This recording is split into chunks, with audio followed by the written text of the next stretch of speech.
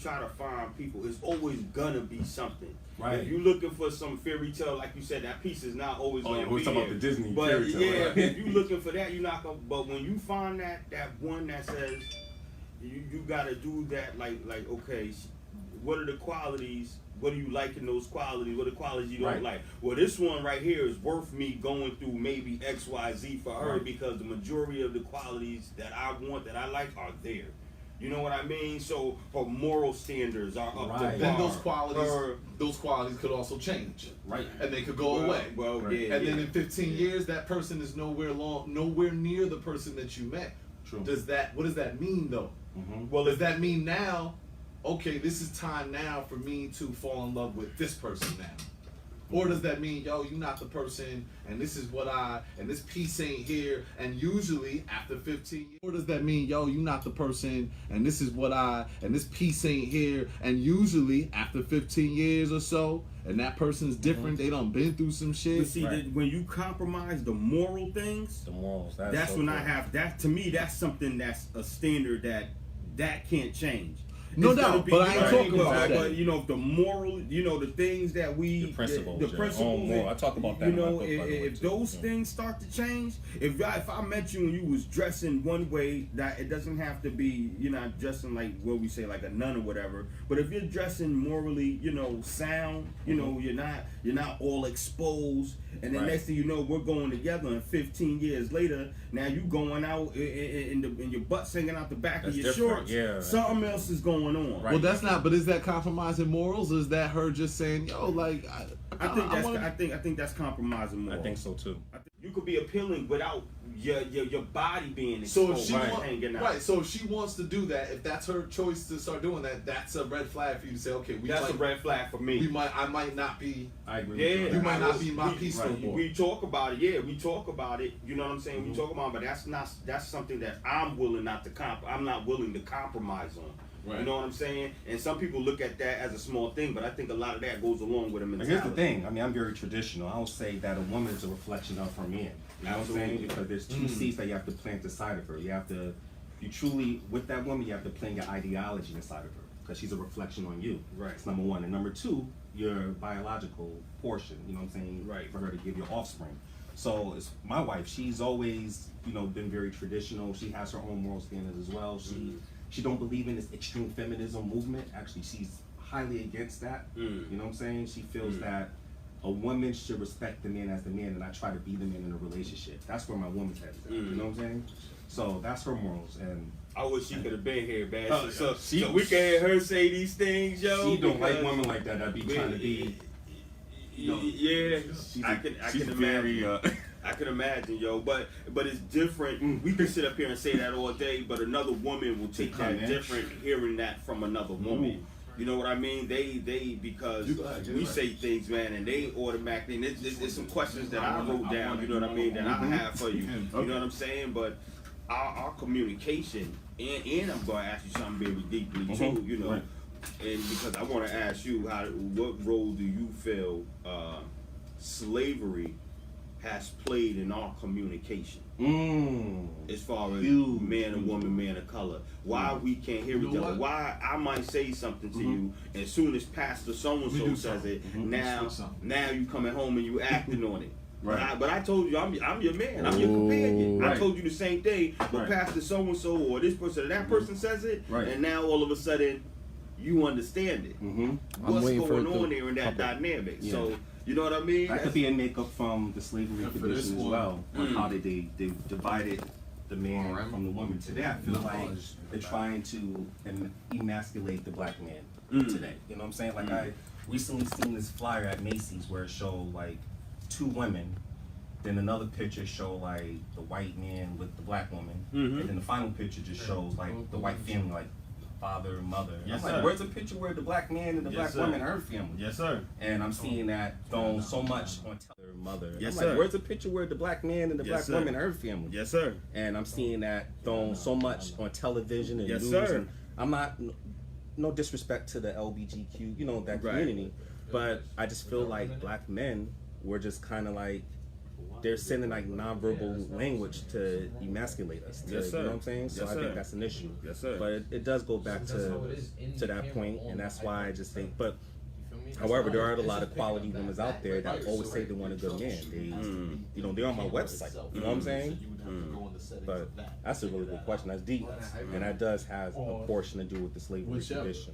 Yeah, the mindset, man. The mindset of our people And the feminist, the woman movement, you know what I'm saying like, oh, women, and I always say this even in my book and I'll say it on the show, like, men and women are not equal. They're equally important, right, but they're not equal. There's a difference. There's things that a man can do that a woman can do, right, and there's things that a woman can do that a man can't do, right. But when you put them together like a piece of the puzzle, that's what it is to me. You can do everything. That's what it is to me. It's that there is no better. One's not better, one's not more important. Right. It's that we're equally important. Right. We're equally at our apex, speaking at a natural level. Right. But when we work, us working together is right. what makes it work. Right. Move it over a little bit. Mm-hmm. Like my wife, she kind of got into a. Do he need to come over? No, you're good. I'm good. You're right. So, my wife got into a heated debate with this other woman because this woman's like, I'm a single mother. I could raise my boy to be a king. My wife was like, you cannot raise a boy to be a man. You could raise him to be a good human being, yes, but you cannot raise him to be a man. Yes. And she said, that's the problem wrong with you, extreme feminists. Right. And a lot of other women were applauding my wife. Right. You know what I'm saying? Right. Because there's things that the father brings to the table, like discipline, responsibility.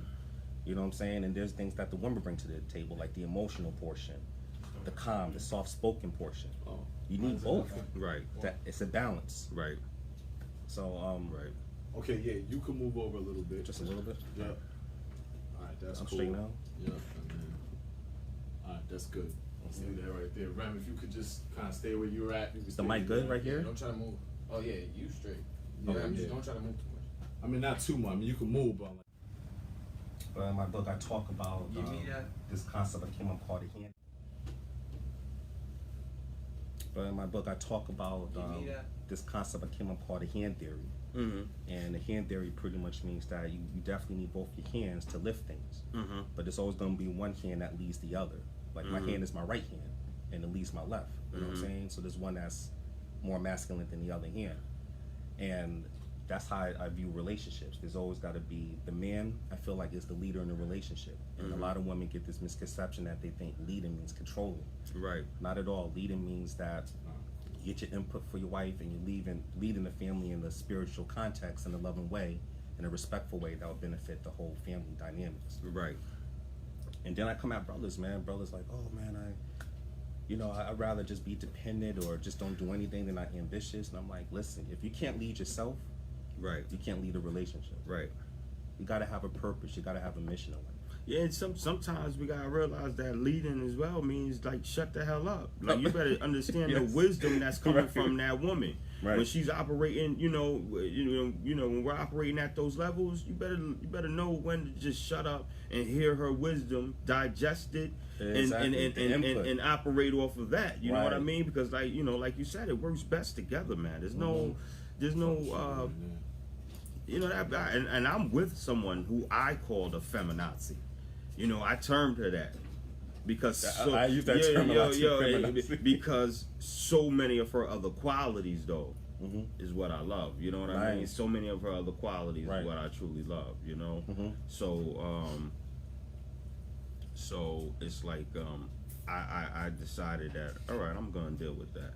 So you know what I mean? Because I could break that down at some point, and I've been chipping away at it through just understanding of life. You know what I mean? Through helping her see a little differently on certain things. People are brought up in systems, brought up in society, why we think the way we think, why we're programmed the way we're programmed. You know what I mean? It got there some type of way. Right. But if it's anything that's an extreme of anything, then I think But in order to evolve as a person, you have to involve yourself to make that mindset change. Even though we had that slavery condition, even though we gone through this extreme feminism movement and everything like that, we have to unlearn what we learned to a degree to not let that hinder us to experiencing great relationships. Right. You know what I'm saying? So I'm definitely going to touch on the fact that physically, you know, I think we overestimate, we underestimate what failed relationships, divorces do to us physically. Like we go through like, oh, this is part of life. You know what I'm saying? It's kind of bad. You know, right. You know, it just didn't work out. You know, with this, you know, woman, with this wife, with this, you know, whatever. Right. Shorty I was with. But yo, man, there's trauma from that. There is. Yeah, it is. That's trauma. It is. It ain't no just like, oh, it just comes with life. Right. You know, and I think if we really understood how severe the trauma is, we might choose better. Yeah. You know what I'm saying? We might make better decisions in when who we link up with, who we connect with, knowing like, do I wanna, in the event that this is a breakup, is this the person I really wanna be going through that experience with? Well, sometimes you have to look at it as this: like, if you and that person are against each other more than against the world, then it's not a great relationship. Right. You and that person definitely have to be on the same team. You know what I'm saying? No doubt. It can't be me and her always arguing. It's supposed to be you and her against the world. You know what I'm saying? Right. So, you know, that's the way I explain things. I kind of like use a lot of analogies. I like that. But no, that's good. You have to break it down like that. Like when I tell people, when you first meet a woman or a man, you have to play a little bit of defense until you know that they're going to be on your team. Right. You know, you Absolutely. can't just go ahead and put that person on the pedestal and be a people pleaser and everything like that. You have to figure out non-verbally and verbally, can I, you know, see if this person is the one for me. Is the one for me. You have to be upfront. There's a lot of people that beat around the bush. I tell men, like, when you go out, don't just be like, let's get a bite to eat. Just be upfront. Be fearless. Right. You know, I would like to go on a date with you. You know what I'm saying? Boom. Can I take you out to dinner? Be upfront. Yeah. You know? I mean, and then be upfront about when you got conflicts to face. You know what I'm saying? Be upfront about that. I want to know how you argue. That's my main thing.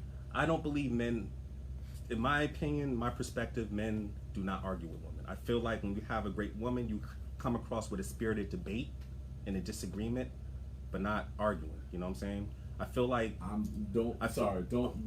However you want to set it up, you gotta set it up where I can kind of move each way. I can't really be restricted because I'm over here, then I'm over here. So just set it up where it's like if I'm moving this way or this way, it could still work. Good. All right. Because when you argue, that comes from an irrational place. When you really look at that term, you're coming from an emotional place, and sometimes you can become irrational, say things you don't mean, and so forth. Whereas when you're having a spirited debate, it comes across that, okay, you know, instead of being on the inside looking out because you're trying to see from your point of view, sometimes you have to be on the outside looking in and try to understand your significant other. Why does she feels this way? Let's come to a common solution. And in my book, I call that the win-win communication, because you're respecting her point of view, she's respecting your point of view, and you guys find a middle ground so y'all both can be satisfied after the disagreement. So arguing is it's like Mortal Kombat. I have to win, but at the end of the day, when you come across that mindset, you both lose. So a spirited debate. If you see two people that love each other having a spirited debate, they call it arguing. You're saying no, that you're not arguing. No, you're not. Think about like politics. These politicians, like we see on TV, they have spirited debates, but behind cameras, they're cool. Barack is cool with Mitt, you know what I'm saying? But it's a spirited debate to express my view. Hey, I respect what he's saying. There are like areas of a relationship where that is going to be hard disagreements, bro. But no doubt, but it's still, even in those disagreements, spirited debates, however we want to call them, right. It's still going to be. But I think something. So I hear what he's saying is the fact that you keep in line that there doesn't have to be generalizing. Right. You don't have to call each other names. You don't gotta. You can stay to the topic and all that. No doubt. That's we beefing. Right. When we arguing, I whether you call spiritual debate, or a spirited debate, arguing, to me they're both healthy. How do you argue?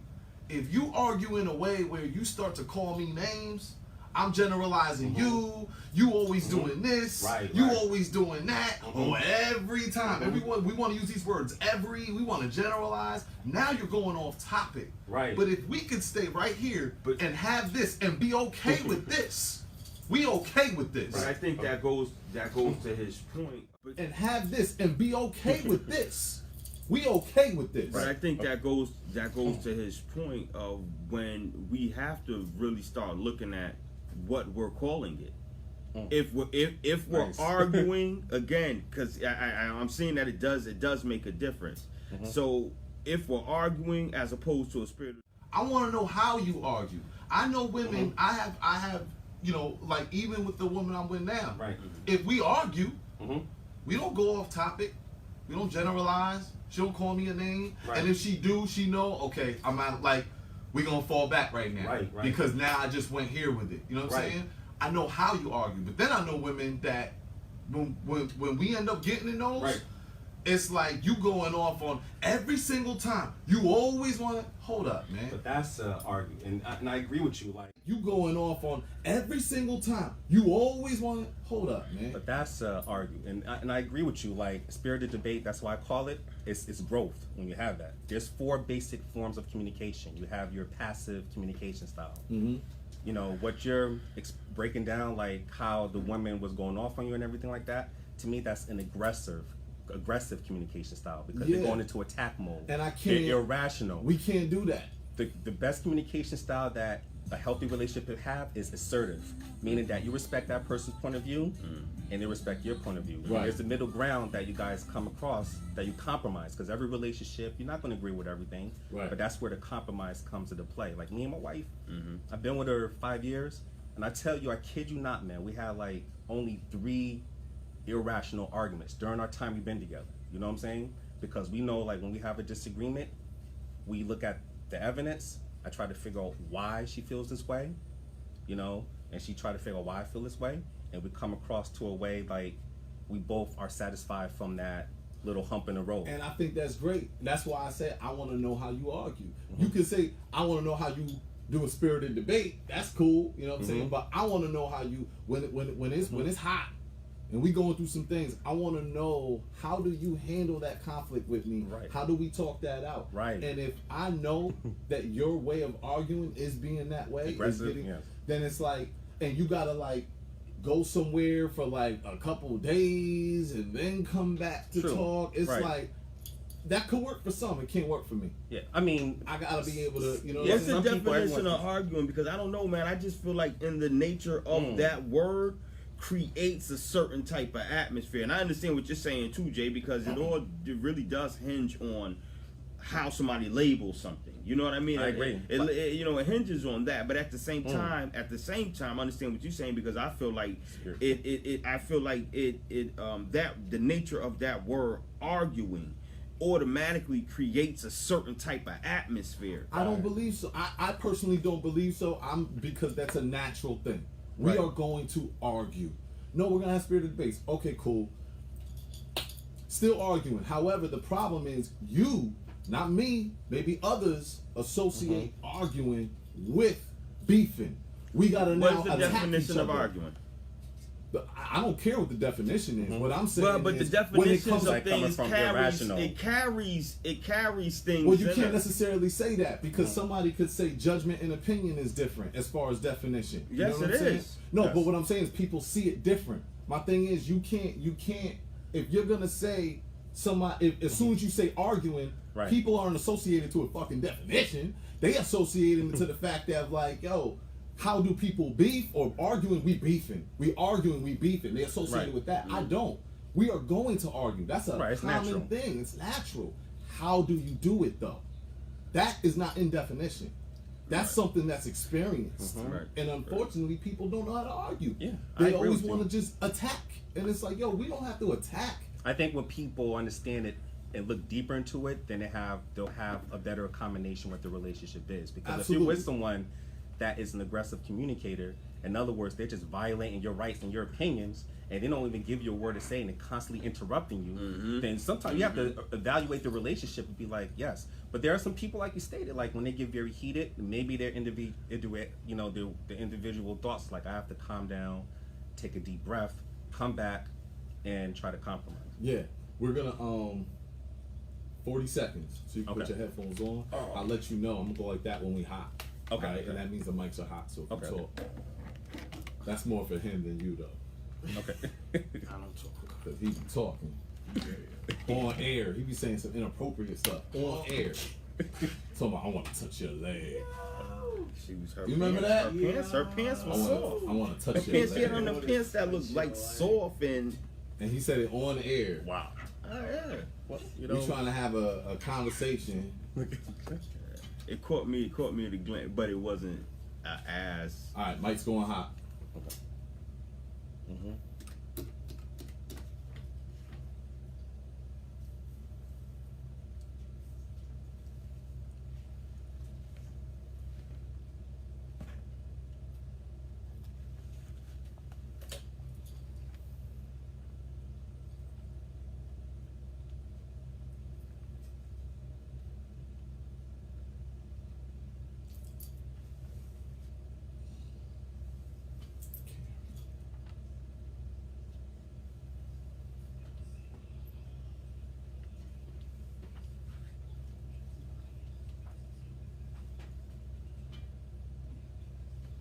Supposed to hear a noise to them.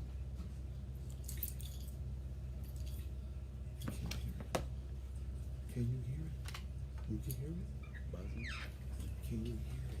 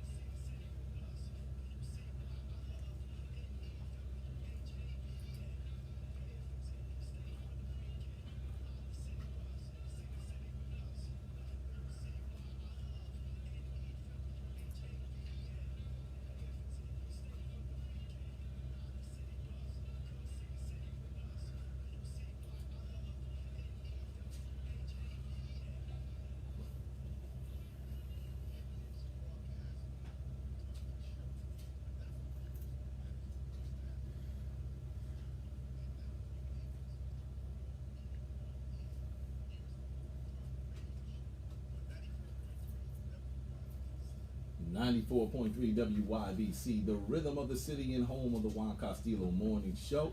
This is Moving Target Radio. I am your host, Jay Kemp, and with me, as always, is my brother, Remedy Sharif. What's good, bro? Peace and blessings. Bro, what you got going on this weekend, man? I ask you every week, you don't never have anything going on. Nah, well, I got my daughters this weekend, so Okay, I'm just gonna try to pizza it out, you know, catch up on The Walking Dead or something, you know. That's what they watching? Well, I got Wiz watching The Walking Dead, man. She's caught up. Yeah. I hope nothing happens to Rick. I can't believe they got that show on still. It's been like 25 years. Yeah, man, it's real. Forget the zombies now. It's crazy in that show because the humans are more dangerous than the zombies. Yes, people don't recognize even that. right now. Who is really the Walking Dead? Yeah, my daughter's into Blackish.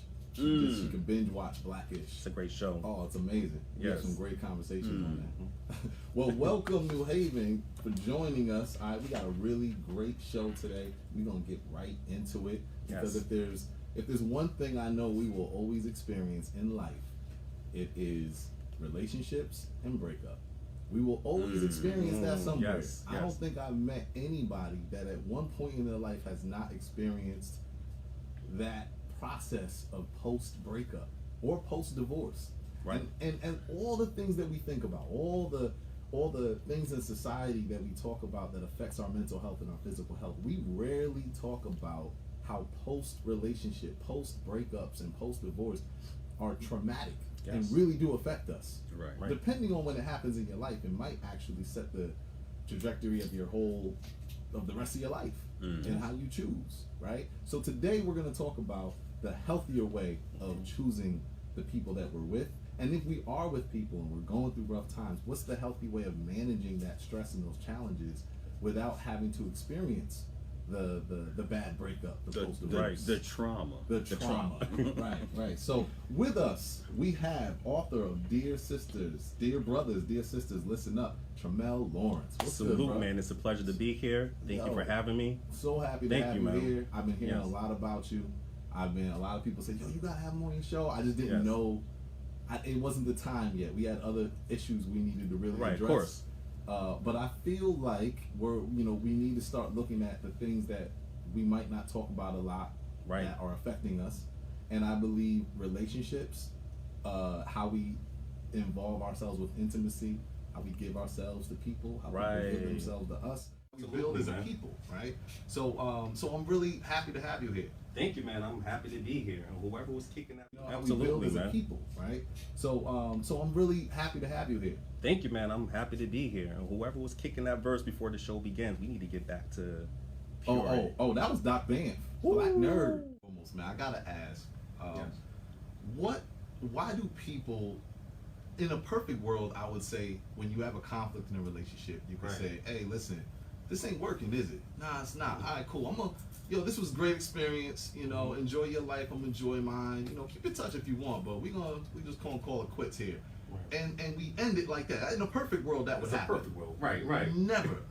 It always is like, yo, it's bad, but we're not gonna end it here. We're gonna wait till it's toxic. So let's first break down the difference between a bad relationship and a toxic relationship. Yes. We throwing that toxic around so much. We are. That we end up calling it quits off of the first. You left the toilet seat up. We done. So let's break down the difference between bad and toxic. Okay. Well, first off, all relationships go through phases. You know what I'm saying? Like, everyone goes through a honeymoon phase when you first get with someone. Mm-hmm. That little nice phase, like, oh, this person's my world, she's my world, he's my world. But bad is more like, like you just explained, the toilet seat not being left off. A little disagreement that you may have about something. But toxic is more like consistent. A little disagreement that you may have about something. But toxic is more like consistent infidelity, verbal, physical, and financial abuse. Taking advantage of someone on a consistent basis. That's toxic. And I think when people know the difference between the bad and the toxic, they'll have a better understanding, like whether I should stay with this person or not. The problem is, once the stocks start going down, people still invest in those stocks, and that's not a good way to be in a relationship. So once you start seeing those stocks go down, like the Dow Jones is going down, it's time to really self-evaluate the relationship itself. Why do you think we keep investing in those stocks? Because I know, if we see a bad stock and at one point we made good money off of it, we at some point some good money coming off this stock. Ain't no way I put this much into this stock. Right. I think the reason why is because a lot of people feel like they invested so much emotions, so much time and sacrifice into the relationship, they don't want to lose it. You know what I'm saying? The history. Yes. When you put that in, those things are non-refundable. You can't never get the energy, the time, the sacrifice back. So people think like, maybe I could change this person's way of thinking. Maybe I can change them from stop cheating on me. Maybe it's a religious aspect. Maybe I have to continue to try to impress people and put on a facade that I have a great relationship, but it's really bad. And if I break up, that would be embarrassing to me. But at the end of the day, you have to ask yourself, if you're not happy, how is it that you're going to be happy in a relationship? Right. Because if you don't have self-love, then you can't love no one. And once you realize that the relationship is getting topsy-turvy and this person is not taking corrective action, then it's time to evaluate the relationship. I think that's an important point, is the self-love point. Because I feel like at some point, once we realize, oh man, so all that history, like this is about to be done. Right. All that went into this relationship, it's like, where am I going to be when this is over? And what am I going to have to deal with? Now I'm just me. And if you have no self-love, that could be real scary because you don't even like who you are. Right, and you got to have an identity before you get into the relationship. I break that down in my book that a lot of people go into a relationship with the mind thought of theirs. Yeah. Like they don't have a life outside of their own. So when a relationship collapses, they feel like they collapsed because their identity was the relationship. Once you go into the mindset like I have my own identity, she has her own identity, and if things don't work out, heck, you'll have a better chance of communicating that I can't continue in the romantic sense per se. Is there a general age that goes along with being able to navigate through that mindset? I don't believe so. I think it all goes with maturity, where you at, headstrong in your life. You know, sometimes I know people always say like never go back to the ex, but sometimes that person may be the right one for you. It probably wasn't the right time. Sometimes that does happen. So it all depends on the person that you with. Do they have good character? Do they have integrity? Yeah. You know, those are the things you have to look at as well. Their behavioral pattern. The behavioral pattern. Absolutely. And how and in choosing that mindset and looking at those things, how big of a role does the family structure play in that, as far as how, you know, what type of family she or he came from that helps you get a better mindset of that person's character or who they are? Yeah, that plays a big part too, because, you know, seeing where that person environment and how they was raised, that can play a portion. I mean, everyone still have their own mindset and way of thinking, because I know some people that came from that family structure, but they surrounded themselves with quality people. I call that the positive direct definition. So you can come from a very unhealthy family dynamic, but as long as you're seeing mentors, you're seeking out, you know, quality help. Like myself, I'll admit honestly, you know, my family, I didn't have a father in my life, so my structure was by a single mother. But I went out there was some reverends, mentors, they helped me. Back in the day, shout out to Q House. They had a lot of mentors there guiding me and telling and explaining to me how to be a man. And they didn't just tell me, but they're showing me with their actions. Yeah, I actually, you know, I mean, from my upbringing, you know, I have my family's. We're real accustomed to not talking to each other. You know, I didn't grow up with a lot of. I mean, when it came to love and bonds, I did not grow up with that. However, I love love, and I love relationships, and I love being able to talk and, you know, being able to, even if it's not working, like how do we still come to a place where we can still be cool? That's why I got a lot of people in my life I've known for, you know, over 20 years. Yes, and my partner, the co-author, cool. That's why I got a lot of people in my life I've known for, you know, over 20 years. Yes, and my partner, the co-author, Mo Triplet, shout out to Mo, by the way. Mo Triplet. Yes, he put the poems in the book after I break down philosophy, but he has a book out called Perforated Fiber, and one of his great sayings is, he came from a really wicked background as far as an unbalanced family structure, but within that, he had a section called Divided We Stand, United We Fall, because the family was just really bad. But when he was by himself isolated, he became more of a man. You know what I'm saying? He went out there and he had mentors and people helping him. And now he's been married for 15 years in a solid, strong relationship.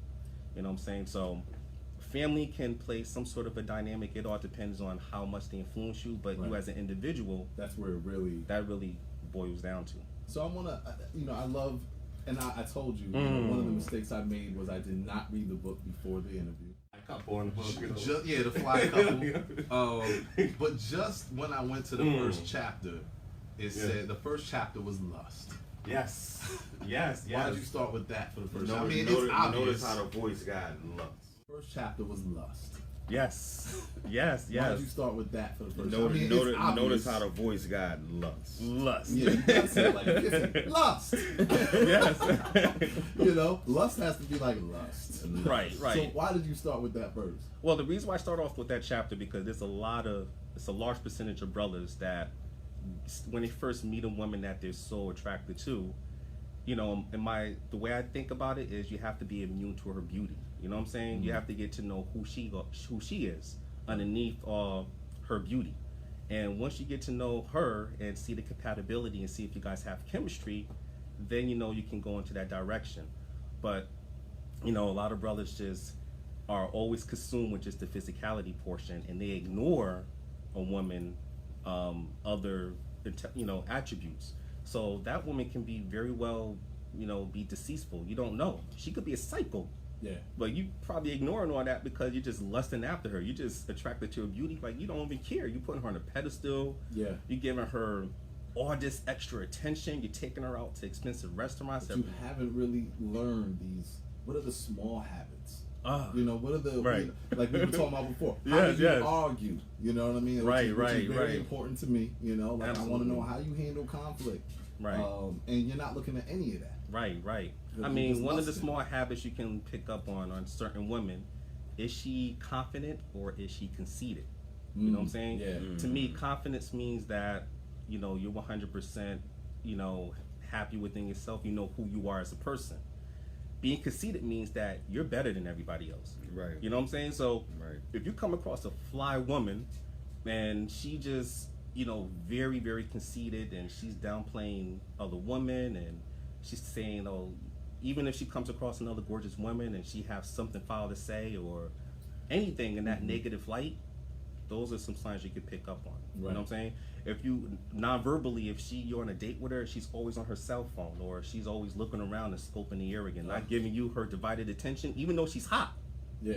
Right. Then that's a sign that she don't really like you. You know what I'm saying? So sometimes you have to. they could be on their and that's not they could be on their cell phone so much, and it's not that they conceded. It's just that that's really how they.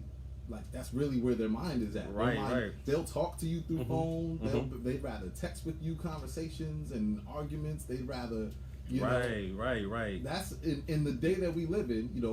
For our age, it's like we have to look at that. How much are you into this technology? I'm not for that at all. If we're sitting at dinner, man, leave the phone alone. Now we got other responsibilities. Like I can't just totally. So I'm mindful of my phone because I got children. Right. You know what I mean? We have we have parents, we have loved ones, so we're mindful of our phones. But there's no reason for your phone to be out and in your hand. We're trying to have dinner, and so I never. It's I really can't do that. interesting how we never really thought about that. But here's that the was thing. never a thing to think about. How much are you into social media and all that? I gotta know. How much? That's something that I'll just watch. But I'll just watch. Yeah, You know what I'm saying? I'm I'm just looking. I'm just watching, and then it's like, okay. Yeah, I don't mean really ask it, but I mean, you gotta pay attention to that. Yeah, Right. sure. So not just men, but men, we are more visual creatures. Yeah. But women as well. So the thing is, when I put that chapter lust, I'm pretty much stating that you have to pay attention to all the little nicks and signs, their behavioral patterns, and not just focus on their outside beauty. Questions online that I really want to get to that are really great.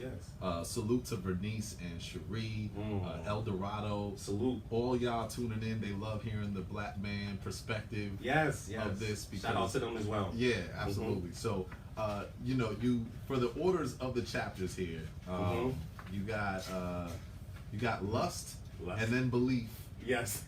So I know lust comes from that visual because it's like when it's the first time we see our mate or the person that we might be interested in. Right. And then you went to belief. Right. Did you intentionally do that? Is this the order that you feel people kind of go and fall in love or get into relationships? No, I didn't intentionally do that. I just Feel people kind of go and fall in love or get into relationships? No, I didn't intentionally do that. I just was going with the flow when I was writing the book. But belief, in my sense, is when you first meet a person, you got to have moral codes. I have that within my book, and I break it down that you have to establish your principles and things that you will bend for anybody, which we were discussing. Like for example, myself, I despise a liar, and I despise someone that don't have integrity. They say things with their words, but they don't follow through with their actions. So those are my moral principles. Right. So you got to have that. And then in that chapter, I also have rules of engagement. Yeah. When you're out with someone, you have to state what kind of relationship you're looking for. What you're gonna, are you looking for a casual friend? Are you looking for a long-term relationship? How soon are we doing that? You have to do That's that. a very. You have to do it as soon as possible. You know what I'm saying? You have to, because if not, like I mentioned earlier, you're gonna waste time, sacrifice, energy. Those are non-refundable. Yeah. The money comes and goes, but Yeah. those things I mentioned prior, you'll never get back. And you could just, as a man, just say it up front, like, listen, I'd like to take you on to dinner, but before you even get there, you have to pay attention to her nonverbal signals. Right. You have to pay attention whether this woman use her flirtatious output to show that she's interested in you. Right. You know what I'm saying? If she's not showing you, if she's on her cell phone or not paying attention to you, then that's a signal that, hey, she's not into you. Right. But if she, say for example, she's you know, getting a free dinner. Right. But if she's engaging with you, she's not using one-worded answers. She's really trying to get to know who you are as much as you're trying to get to know her. Right. And I call that the tennis theory. Yeah. Like you hit one ball across the net, such as, communication. She hit another ball across the net. You guys going back and forth. Yeah. Like pop, pop, like a game of tennis. Yeah. Then okay, this person is kind of.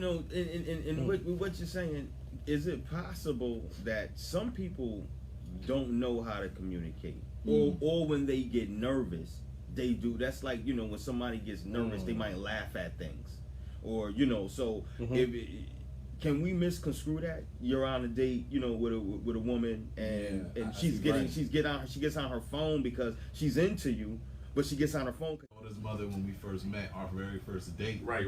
I think maybe 97% of the date.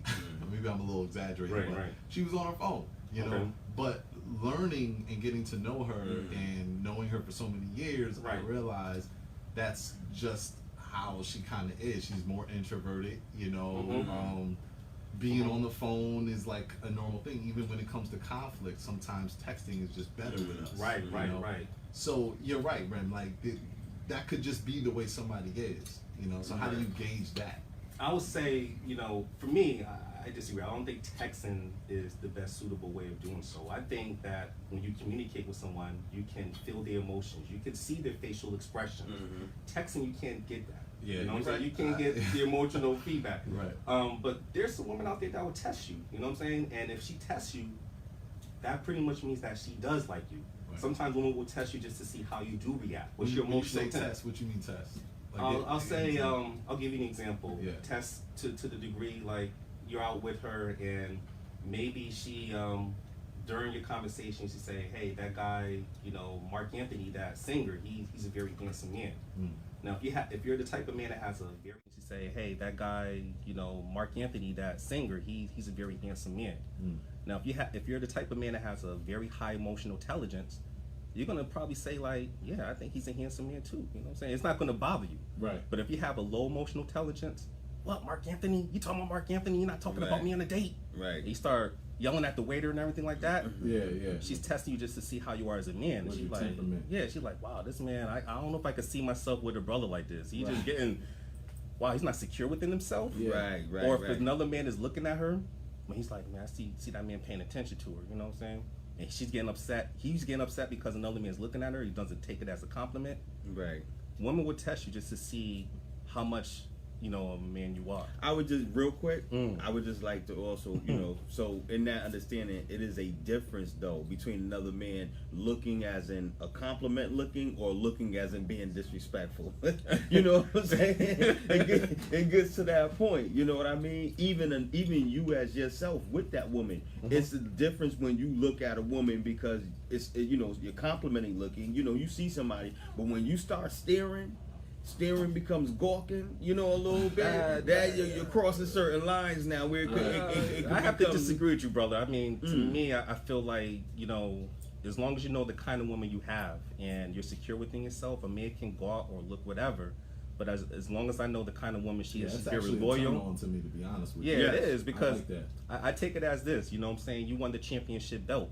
You want to show that belt to the you world, want that, and the other guy's going to look at that belt, right. and they're going to want that belt too. But they can't have that belt. Have it. I'm going home. Well, you can't get upset with her.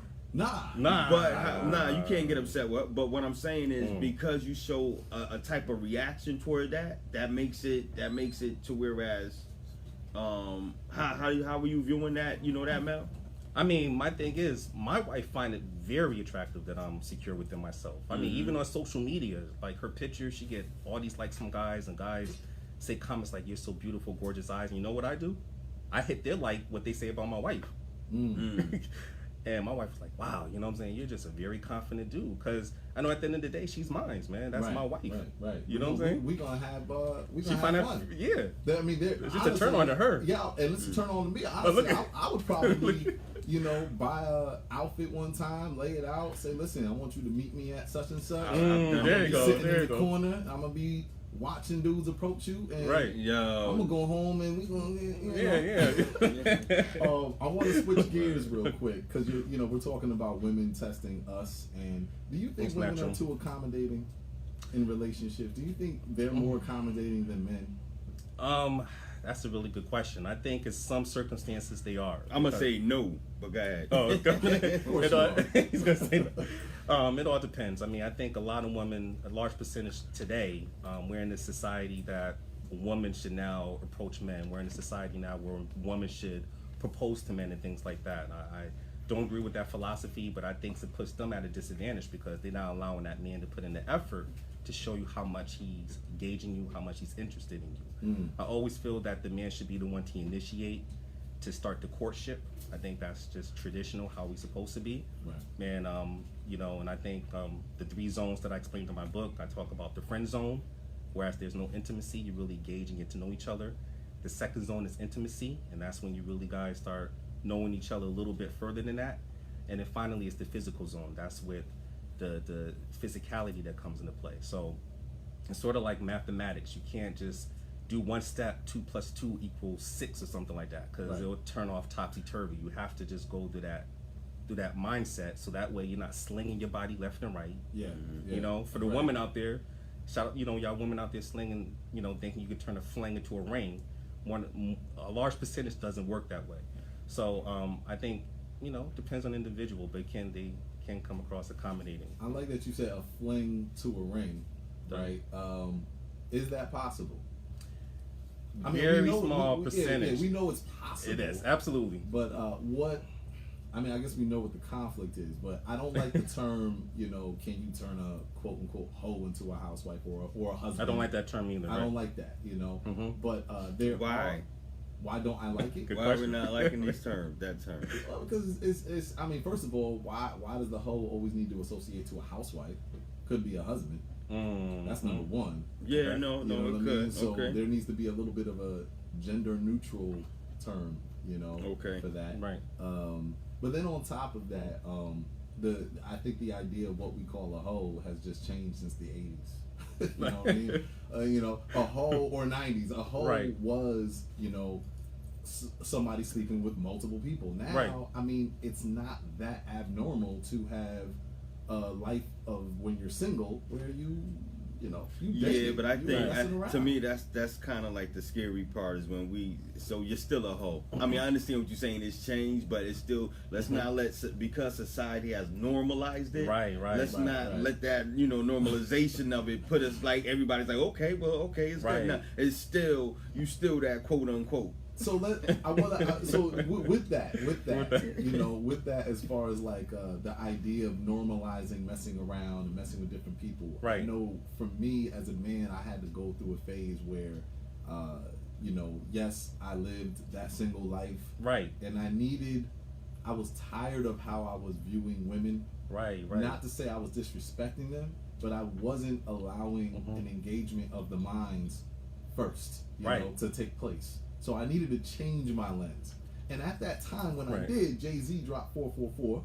Yes, okay. Harvey Weinstein and all these people and I was already saying to a lot of brothers, and they looking at me like, Jay, I don't know what you want right now, but you need to get off. And I was telling them like, yo, we need to change this. We're getting, we're attacked. We're attacked by sexuality and we need to change our lens.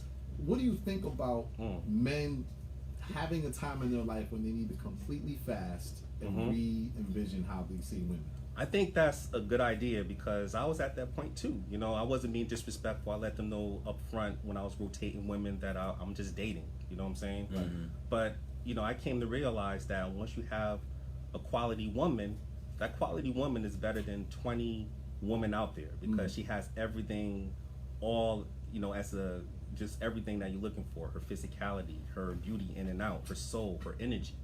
And, when you're rotating to all the people that want to remain single out there, you can't really build a foundation when you're rotating. You know what I'm saying? You can't give your all because the concept of all relationships, you're going in there to give 100%. If both people have that concept, like they come in just to give, they don't expect nothing in return, that's the foundation of a healthy relationship. But you can't do that if you're rotating, Jane on Tuesday, You know, Shaquina on Thursday and so forth. You can't just build. And think about it, over time that gets tiring. For me as a man, I can say from my perspective, because you're juggling multiple personalities, multiple emotions. And at the end of the day, if you're physical with these women, it's going to happen that they're going to get emotionally attached to you. Right. You know what I'm saying? Yeah. So why continue to rotate knowing that these women will get attached to you, which will cause more unnecessary drama? Yeah, You know? and even and men will And get vice attached versa. as well. Vice Yeah, versa. men too. Yeah. You know, Yes. men get caught up. Mhm. You know, and Right. as we engage in these relationships, you know, one of the things that I always want to focus on, and we were talking about it earlier, is Right. I want to know, how do you argue? Yes, that's a good You know? question. And I know, you know, and I just need to know that because it's important to me, because I'm all about facing conflict. I'm all about, like, let's do it. I just want to make sure we stay on subject. Don't generalize my character. Don't call me out my name. I'm not gonna go. Let's stay on the topic and deal with that. That usually isn't the case. Right. But I know we were talking about the difference between arguing and a spirited debate. Yes. So let's go over that. Yes. Well, in my view, arguing means that you're coming from a place that is just strictly emotional. You're irrational. You know what I'm saying? You're not putting any thought process behind it. You're just in attack mode, and you're, you know, sort of like having that aggressive communication style. You're not trying to understand that person's point of view. To me, that's arguing. When you're having a spirited debate, which is more like assertive communication, you respect that person's point of view, he respects your point of view, and you guys come to a middle ground to try to compromise, and you both benefit from, you know, the argument or the spirited debate you was having.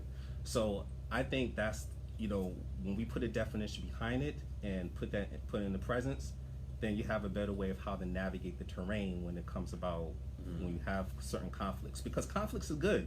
Yeah. When you have conflicts, absolutely. it gives you growth.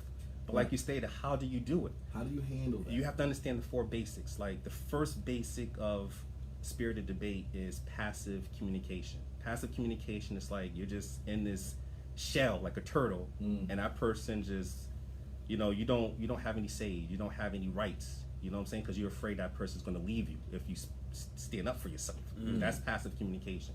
Then the second one is passive aggressive. Those are the type of relationships where a man or a woman will say things like, I'm okay, don't worry about it, you know, whatever. They saying those things, but deep down, They feel something. they feel something entirely They do, different. yeah. That's passive aggressive. Then you have the aggressive one. A lot of relationships are like that. Whereas it's attack mode. Yeah. It's Mortal Kombat. Yeah. There has to be a winner. I'm fatality. I'm You taking your head. always. Yeah. You never. Yeah, it's always the you statements. You brought that up. It's never about we or I. It's always you. They blame you. That's aggressive. Right. And then the last one, of course, is the assertive. That's where you come to a middle ground. You know there's a conflict, but you both work it out. You respect her point of view. She respect your point of view. You guys sit down and discuss it. You both win. You know what I'm saying? So those are the 4 basic communication styles. And a lot of people don't understand, like you say, they don't understand the communication arena. You know what I'm saying? It's important. It's important to really Absolutely. know how somebody is really arguing. Right. You It know? is. So why is it? Excuse me. Why is it? It seems like, and I know a lot of men and women may have dealt with this, to whereas you can have a conflict maybe in the home, and the man or the woman can say to their mate a certain thing, and for whatever reason that is not communicated well, or their understanding of it is not, then he or she can go to their church or their mosque or the temple, you know, wherever they go, Right. and the pastor, the imam, or somebody else will say something, and now all of a sudden it makes sense.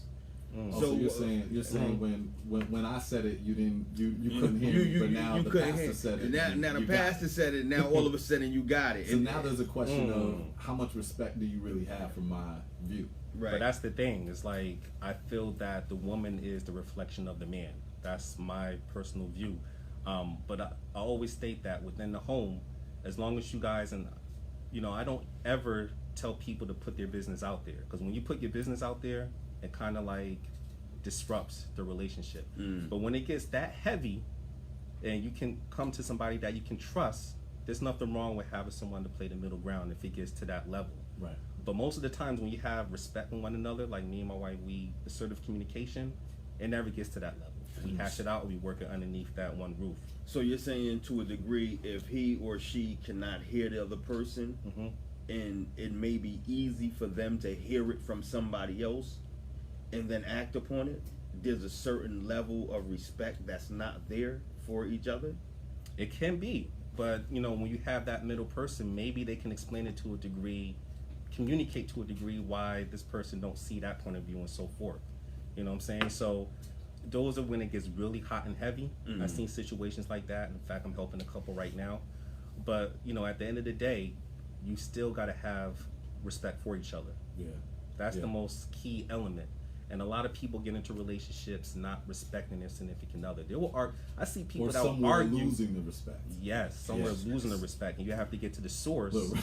Jumped up. You have to get to the source as to why that person lost the respect to begin with.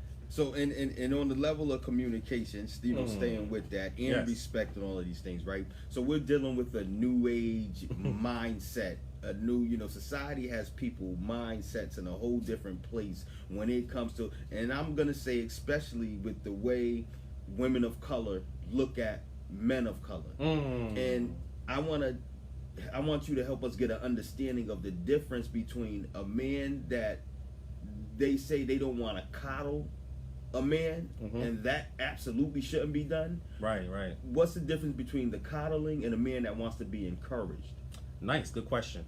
I would say that whenever a woman gets into the relationship, you should never raise a man. You can support a man, but never raise him. And I'll say to the brothers out there that if you can't lead yourself, then you can't lead the relationship. Right? The most important aspects when it comes to a man and his masculinity is leading, his leadership capabilities, him having a purpose, a mission in life.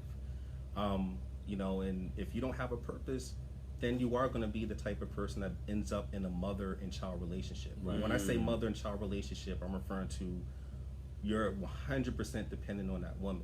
And that woman, at the end of the day, she's going to start resenting you and start losing respect for you because you're not handling your business as a man. You don't have a purpose. You don't have a mission. Right. You feel like the relationship is just her with you is your identity. Right. So, I would challenge the brothers out there that if you're the type of man that don't have any goals or ambition, get off the couch, put the PlayStation 4 controller down, and know what you want to get out of life. Have a purpose. You might need to leave that relationship. Exactly. You may have to fast. You may have to go through a self-reflection journey. Right. I know I had to, after my very last relationship, I had to go self-reflect and went through a whole transformation, but it turned out for the better because it was personal growth. I want to go through that because I know, we talked about meeting, we talked about being in the relationship, but let's talk about post. Yes. Because that's where a lot that's where a lot of trauma is. That's where a lot of the hard process, man. It's that post breakup, and I rarely see people who just end it well and just say, it just didn't work. We're good though. Like, nah. There's a whole process. Have you ever written, or is it in the book, of the stages that people usually go through when it comes to post breakup? Yeah, I have a chapter on how to handle that. Pretty much you just want to stay away from unhealthy habits during that stage. You want to stay away from alcohol, drugs, unhealthy people. That's the most important thing. Just focus on you. I mean, when it happens, we all grieve, what I'm saying? But the most important thing when you go through a breakup, when it occurs, is for you to start nurturing yourself and self-care. I'll even challenge people to go NC, which stands for no contact with that dysfunctional relationship or that, where you came from. Right. Shut off all forms of communications. Don't try to contact that person.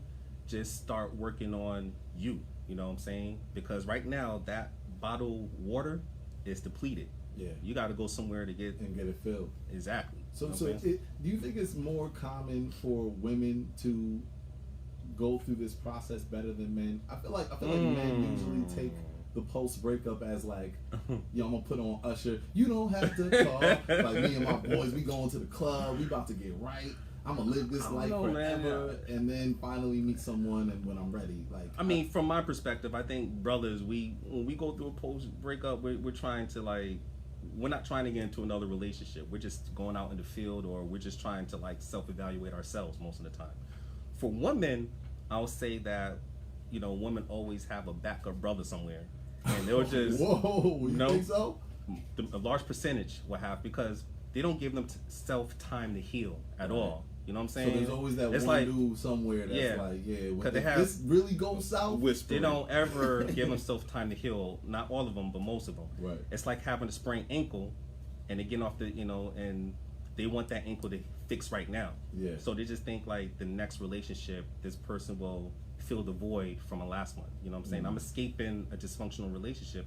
But the problem is they didn't take the time out to fast or heal or evaluate themselves. Yeah. And therefore they're taking that negative outlook into the new relationship. Exactly. And it's a vicious cycle. And then if that don't happen, they do the same process. So a lot of women do that out there. You know what I'm saying?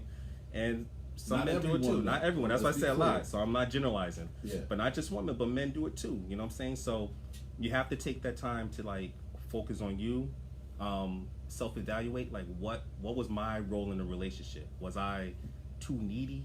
Was I clingy? Was I insecure? Yeah. Because a lot of people always say like it's their fault. And then if you keep looking at the person, it's like you don't really heal when you keep looking at another person. You only really heal when you own it. Right. When you point, 3 fingers are being pointed at you. So you always have to self-absorb like what I did wrong. Like I could say in my last relationship, and I'll be, I'm an honest person. I mean, I didn't have any boundaries. I didn't have any more codes. And just looking back, I'm like, wow, man, I didn't stand up for myself. And if you don't stand up to your woman, she's gonna lose respect for you. You know what I'm saying? So you have to just self-evaluate. You can't just think like, okay, this relationship didn't last, and 2 weeks now I'm gonna start dating. You have to let. What kind of mindset are we dealing with when it comes to these things? Like, because it seems like, I mean, is it? I've heard it been said that that people of color have the highest divorce rate. Yeah. Or these different things. Like, what kind of mindset are we dealing with that are causing these things, and how much does slavery play a role in that? A role in how we think. How we think. A role in how we view relationships, how we're viewing each other. People of color. Like, what's really going on there? I mean, back then, the slavery aspect did kind of emasculated the black man. And it made it tough for us, challenging. And not only that, I'll even bring it forth to today. There's a lot of programs that are promoting disloyalty. There's a lot of songs out there that promotes infidelity.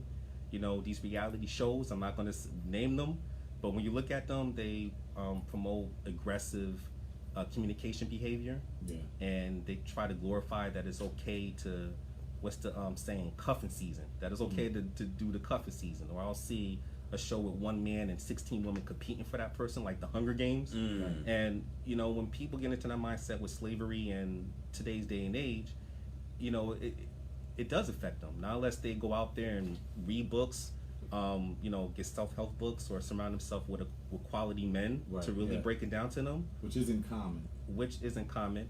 And to really understand the dynamic, what a true healthy relationship should be. Yeah. You know what I'm saying? So I think a large part of it, comes from it. But at the end of the day, you still got to have your own, mindset to know what the relationship can be if you put yourself out there and educate yourself. I feel like when it comes to when we approach relationships, I think one of the things that really messes us up is we have this end goal in mind. We have this vision of like getting married, family, and I'm not saying that it's wrong to not see that as something you would desire and want with the person you're with. But I wonder how much does that play a role in how we choose, us even looking at that, how we choose and who we stay with. Plays a lot, man. I mean, I did a study on this Dr.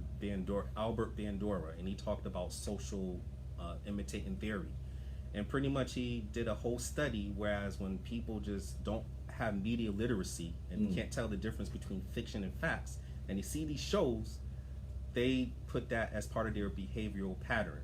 So I see a lot of relationships these days, I feel like I'm watching a reality show sometimes. I'll see people curse at each other in the streets, and I'm like, man, there's no respect for the woman, there's no respect for the man.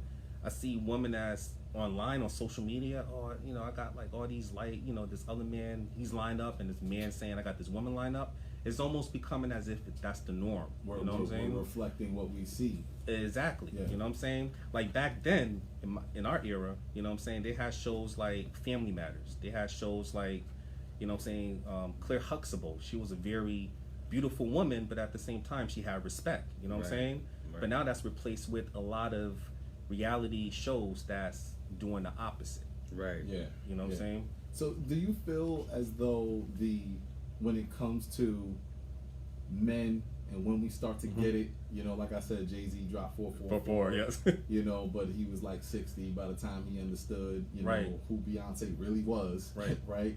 Do you feel men get it too late?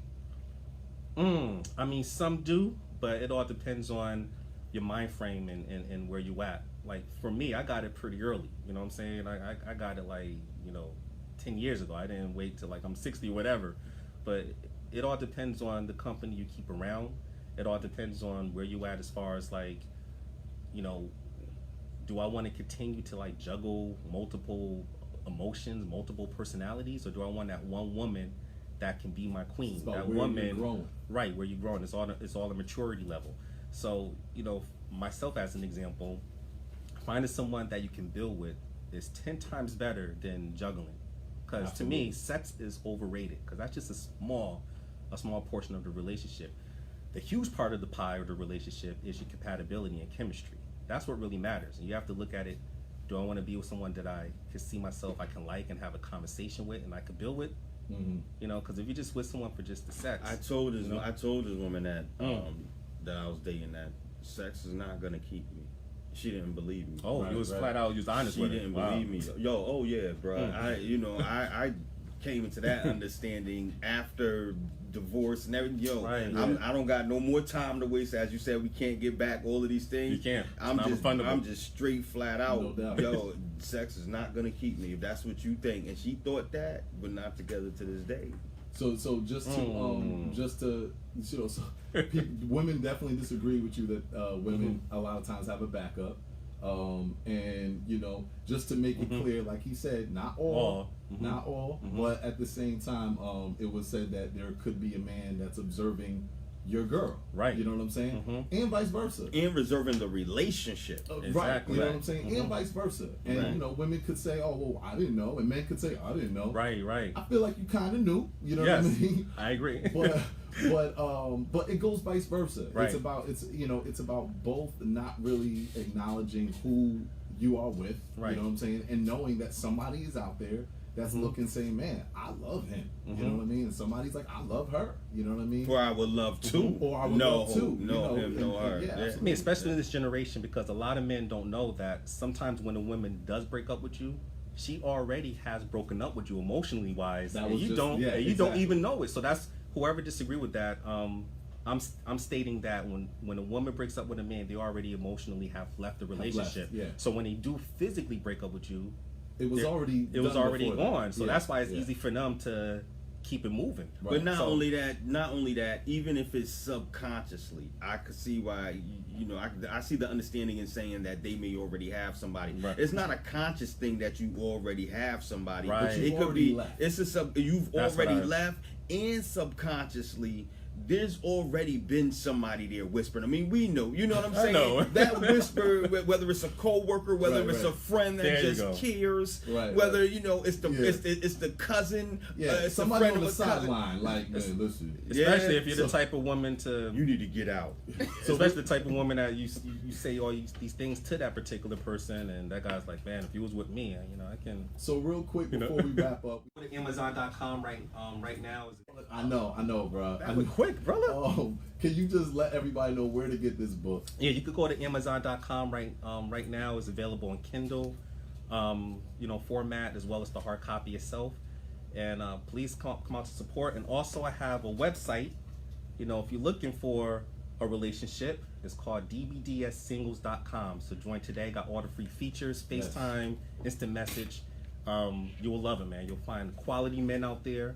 and you'll find quality women. And can I give some shout outs, man, before I go? All We have time? 5 seconds. 5 seconds. Shout out to my wife and the whole DBDS family and Mo Triplet and his family and so forth. Yes. Shout out to Chi Chi too. Thank you for coming through, brother. Thank you brother. for everybody tuning in. Make sure you tune in to Electric Drum coming up next with Yusef. 94.3 WYBC, the rhythm.